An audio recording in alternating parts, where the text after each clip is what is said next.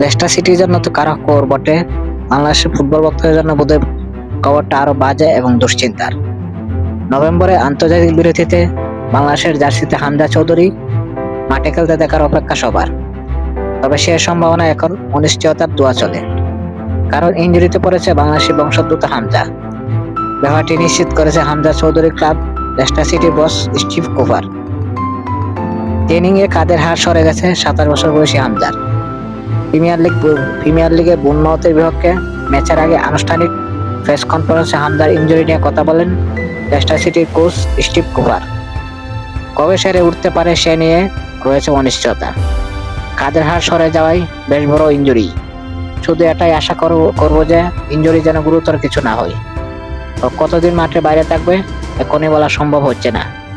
কয়েক সপ্তাহ হতে পারে, কয়েক মাসও হতে পারে। হামজা তাদের জন্য গুরুত্বপূর্ণ একজন খেলোয়াড়, উল্লেখ করে কুপার বলেন, ও যেরকম মানুষ এবং খেলোয়াড়, ওর প্রতি আমার শ্রদ্ধাবোধ আছে। অনেক জনপ্রিয় বটে, জনপ্রিয় তো হবেই। হামজার অপেক্ষা শুধু দিনক্ষণ গুনছিলেন বাংলাদেশের মানুষ।